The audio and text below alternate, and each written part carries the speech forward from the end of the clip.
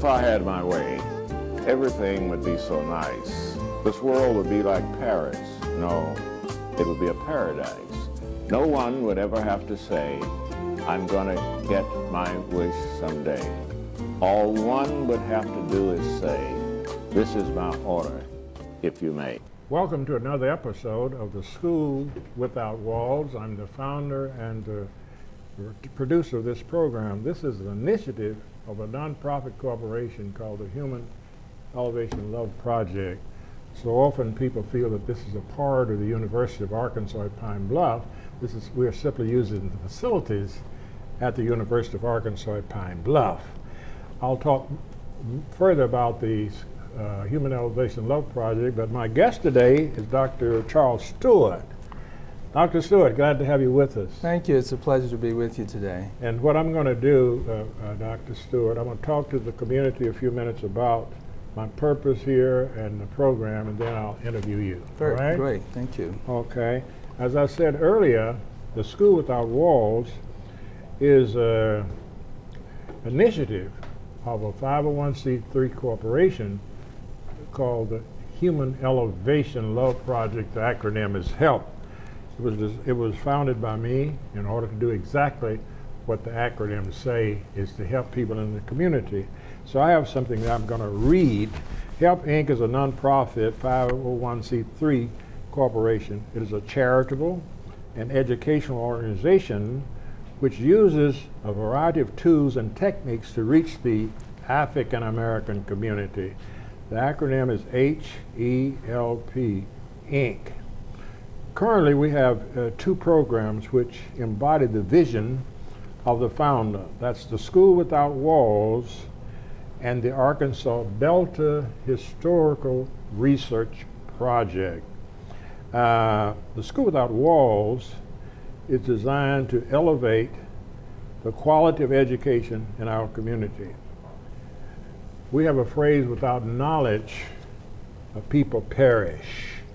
I think it is biblical. The School Without Walls provides education with an emphasis on the achievement of local African Americans.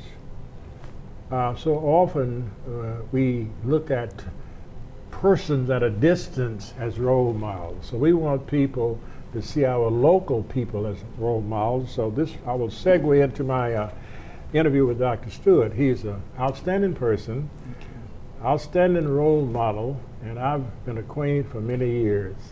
So let's go back to your childhood. Where were you raised? Well, I was born in Sweet Home, Arkansas. My father, Reverend Frank Stewart, was the pastor of a little church there called Allen Chapel. That's AME, is it? AME Church. And I was actually born in the parsonage there at Sweet Home, and then he moved to College Station where he pastored there. And so I think at about the age of 4, we moved to Little Rock, and they bought a home there, and that's where I was raised, went to school there. And so I've been there all of my life. Now College Station is really in Pulaski County, am I correct? Well, at the time it's just both of these, Sweet Home and College Station, are just outside the corporate city limits of Little Rock. Right. So you really grew up in that area, you might say almost like Little Rock. No, well, I actually grew up in Little Rock. In the city limits of Little Rock. Because I was very, very small when we moved to Little Rock, and so I started to public schools in Little Rock, and went all the way through high school and through college there until I did graduate work at Louisiana State University in banking and finance. I see. Which college did you attend there in Little Rock? The University of Arkansas at Little Rock. At Little Rock. Okay. I first met you. Do you have any idea when we first met? Do you have any idea yourself? I really don't remember. I know that it's been a long time relationship, but probably I would assume it had something to do with the AME Church. I figured you would say that, but actually I met you before I knew you were an AME. I met you when you first started, I believe it was your first job. You were branch manager of one of the banks. Right. It was not my first job at the bank, but I started with First National Bank in 1971. And it was at a time when we were actually moving into another phase of the civil rights struggle. Right. Where you may recall that Dr. King actually gave a clarion call to my generation, and he said that when the doors of opportunity opened, that we had to have people there and ready to step into those doors and to keep them open. And so I was too young to march and do all of that, but I saw, you know, being one of the doorkeepers and one of the people who would step into those doors and keep those doors open and show them that we could perform. And so I worked with First National Bank and became the first black bank executive in the state of Arkansas. That's what I thought. As a part of that movement. But I was in the audit department before I actually went into branch management, but that was my first management job, was at the branch bank there by the state capitol, actually. Okay, we have 1 minute in this segment, so let us start preparing to stop. Yeah, I believe I met you in 1972. Were you at the branch in 1972? I was indeed, absolutely. Yeah, I knew you before you knew me, because I was involved in the civil rights movement as an activist, and I was so proud to see this black face heading a unit of the bank. Absolutely. Let us stop on that, and we'll be right back in just a few minutes. And then from this angle, it all makes a star. I'm a teacher. Let me tell you what I make. I make learning a privilege, not a chore. Show up And frustration, a tool, not an obstacle. I make working hard seem easy, and giving up impossible. And then we're going to turn the lights and everybody look up. I make an old subject feel like a fresh thought. Finally won. What's your reaction? Yeah, exactly. And unconventional methods Okay, what else? common. This is their world. Nothing. And then they die. Go ahead, go, go, go. I'm a teacher. I make more.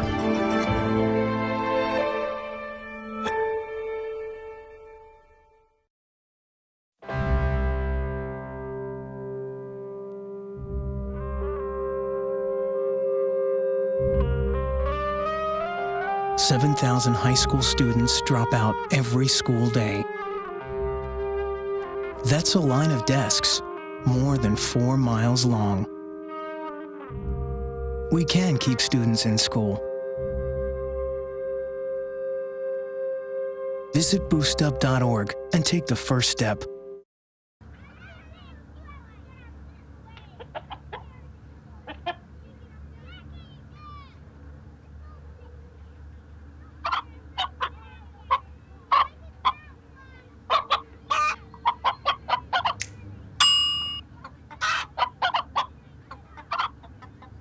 Separate raw meats from other foods by using different cutting boards. 3,000 Americans will die from food poisoning this year. Keep your family safer. Check your steps at foodsafety.gov.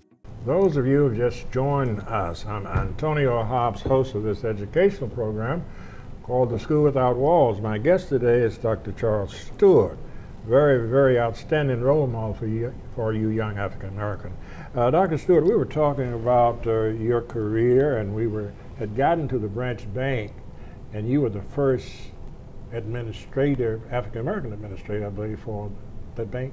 Well, I had the privilege of being the first black bank executive in the state of Arkansas. Executive is the word, right? Yes, and it was really kind of an interesting story. I had been hired. Well, I'd had a number of positions where I was the first African American, because this was just the time that they were beginning to bring down those walls. Right, and so in the late 60s? In the late 60s and early 70s, and had a very, very fine teacher, a guy by the name of R.J. Altimer. And Mr. Altimer was What was his first, that R? At Horace Mann. What was that R standing for? I think I can't remember what that stood for. Yes, but it's I'm acquainted with R.J. Altimer. Yeah, Mr. Altimer, yeah. And he got a number of us jobs in different businesses and industries as a part of the DECA program. And I got a job at Gus Blass Department Store, where I became the first African-American male to hold a store clerk position running the cash register. And for a lot of people today, they're like, that's no big deal. Right, but that was a big deal but there. For us at that time, it was a big deal. To be trusted to handle the money at the cash register, right? People would come down and they'd take my picture, you know, because it was breaking new ground. And so after that, and while I was in college, I went to work at Teletype Corporation, which was a big employer in the city of Little Rock in the state of Arkansas. And so got a number of great opportunities there, and the opportunity to be the first to do a number of those positions. But I give a lot of credit to my parents, to my teachers. You know, we had, you know, and though we had a segregated school system, I felt as if I got at least a junior college education through high school because of the phenomenal teachers that I had. And also, our communities were intact. Definitely. Our communities, all of the institutions, our churches, our schools, our families. You know, I never knew a family that didn't have a mother and a father, and they were living in the same household back then. And so they were very supportive, and so as a result of that, we were more than prepared to move out into this new world that was being presented to us. I think that is so important for young people to hear, because I attest to that. I graduated from the Robert R. Moten High School. You might have heard of that, and Mrs. Anna A.M.P. Strong. Oh yeah, down in Marietta. Yes. So we had a school similar to the schools in Little Rock and Pine Bluff. See, we had about 3 areas where we had top-notch schools. Absolutely. Pine Bluff, Merrill. Then we had the schools in Little Rock, and Mrs. Strong was on par with that. And we had excellent teachers. And I believe that desegregation of schools hurt when it comes to the education of African Americans, because I don't think the persons who were involved in that process had that unique ethnic group in mind when they put them together. Well, one of the things, I think, because of segregation, there were not as many opportunities for black educators who had gotten their master's degrees and their PhDs. That's correct. And so even in primary and secondary schools, our teachers had masters and doctorates. That is so true. And they cared about us, they loved us, they knew our families, and so it was just that whole village working together to raise kids at that time. That reminded me again of my high school. We had a French teacher who had spent I believe 5 years training in France. Excellent, with a master's degree then. Right. And that was 60-something years ago. Yes. And most of the schools, other than Merrill, the Little Rock schools, they had teachers that had, in many cases, did not have the earned bachelor's degree. You see, but we had degree people in that school system, and that made a big difference too. Well, and I think they were probably trying to keep us from desiring to integrate by giving us, because our school was brand new. We had a really top-notch facility with great teachers, and so, as I said, I think that as a result of that, we were more than prepared for that new world. Was that Dunbar?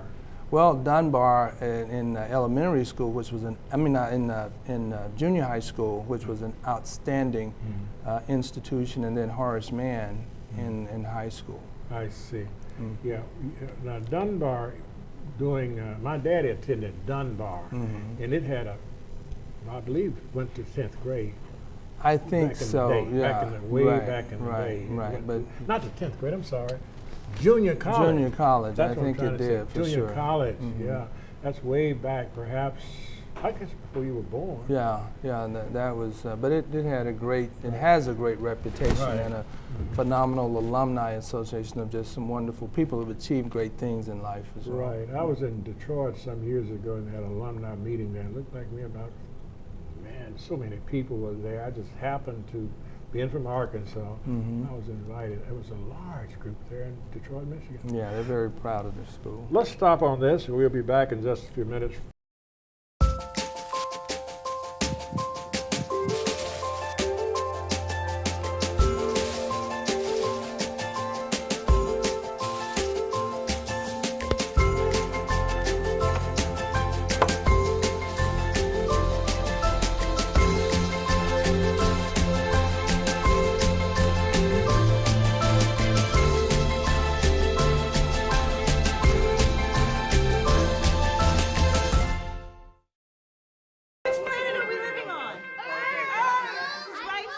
What do you think it would be like to teach? Chances are, you have no idea. Teachers today are breaking down obstacles, finding innovative ways to instill old lessons, proving that greatness can be found in everyday places, and that you don't need to be famous to be unforgettable. That's what it's like to teach.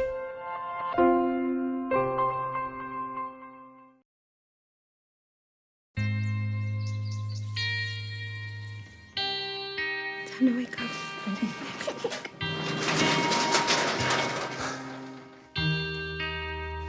I've got a job to do today. I've got a job to do today. Don't forget, you've got a job to do today.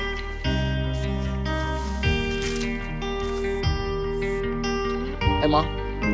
I got the job. Thanks.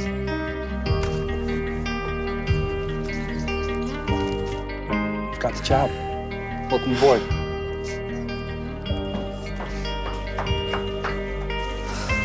Have a good first day at work, Mom. Your donations to Goodwill fund job training programs right in your community. Feels good to start fresh, right? Sure does. And like that, you're a job creator. Those of you who have just joined us, I'm Antonio Hobbs, host of this educational program. My guest today is Dr. Charles Stewart. Dr. Stewart, we were continuing your journey. Do you recall where we stopped?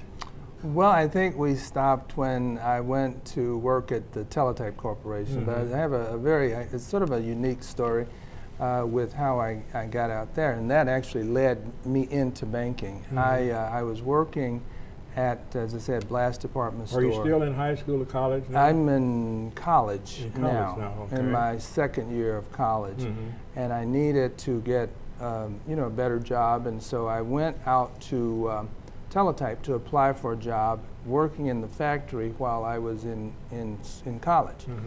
And as fate would have it, I had intended to go home and change my suit and put on some jeans and a nice sports shirt, but I ran out of time. So I ended up wearing my suit out to apply for a job as a machine operator. You were coming from class, were you? I was coming from work. With your suit? With my suit on. You had a job where at Blast Department Store. Oh, and so then I was going out there to apply for this job as a machine operator with a suit on. And at the end of the interview, the guy said to me, would you be interested in a job in accounting?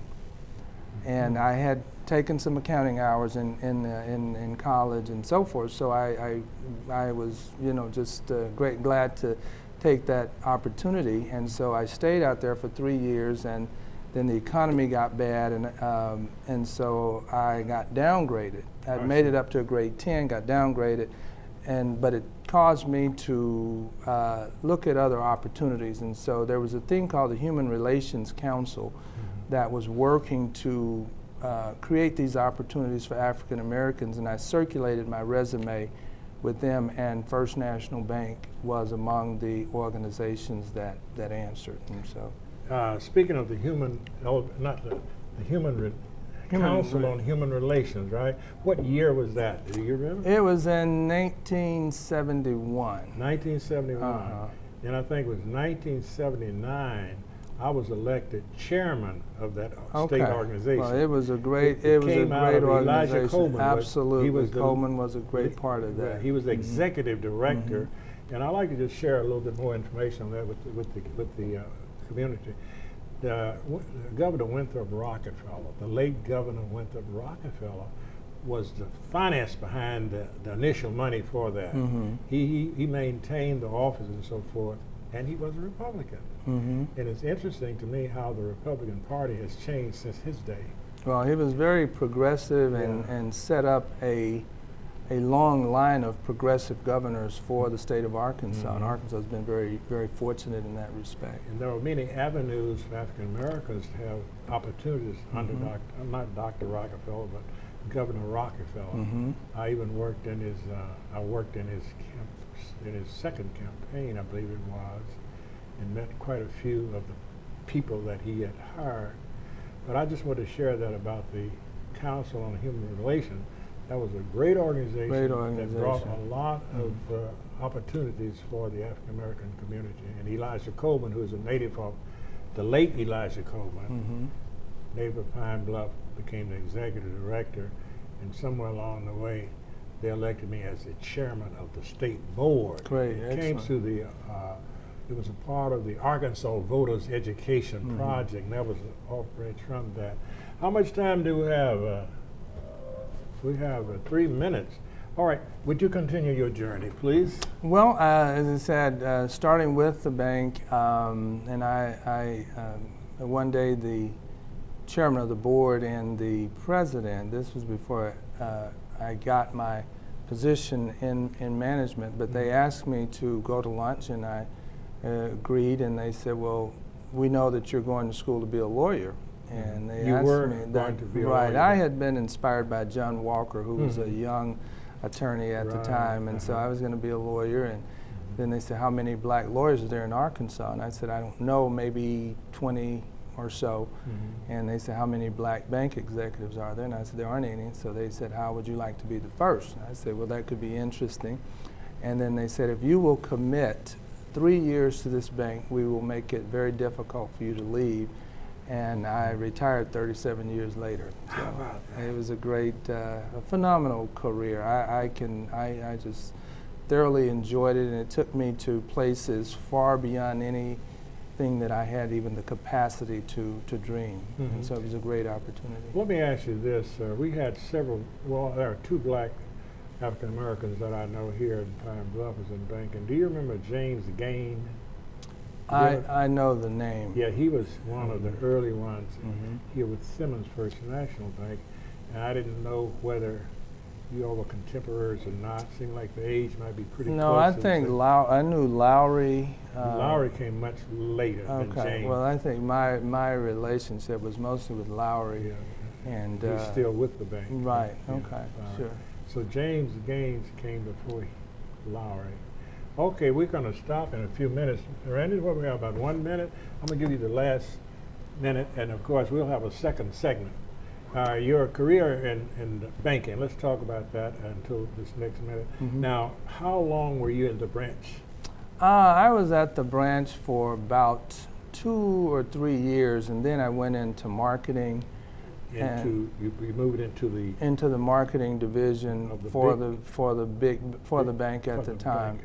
And then I was in public affairs, which was managing the government relations and the public fund portfolio for First National Bank, which at that time I think was about $400 million. Now say that again. You were managing that type of money at that time? Yeah, ultimately in my career. As I said, I moved into a number of different positions, but that was kind of the position that I was in before our first merger. Okay, now let me ask you this quickly. Did you have to go to special schooling while you were, in order to do that job? You had to go, I did, right, and that was what my graduate studies at Louisiana State University at the School of Banking of the South. And I think I may have been the first African American to go through that school. And again, felt a special sense of responsibility to do well there because I felt that you know, I had the whole African American race on my back. That is excellent. And depending on me to do well there. That is so excellent. I guess we're about ready to close out on this segment, but I'd like to say to the young African American communities, Dr. Stewart said something that's very important, and I had the same experience, and many of us had that experience. When we were involved in something, we thought beyond ourselves as an individual. Mm-hmm. We were thinking about the whole race. And I believe if you would keep that in mind, we wouldn't have as many problems as we have. And we also stress mentoring through this program. Mm-hmm. We have a number of ministers here in the community that are mentoring young African American males to try to prevent them from going to jail. We're trying to deal with those that cut them off early. And like you said, I was trained that wherever I went, I was representing my people. Right, and you represented your family name. Your and family name was meant number something. one. Your family was number one. Yeah. I remember early when I went to Mexico, I had opportunities to bring drugs back across the border. Mm-hmm. And I didn't do this because of my family. Right. You know, the money looked good.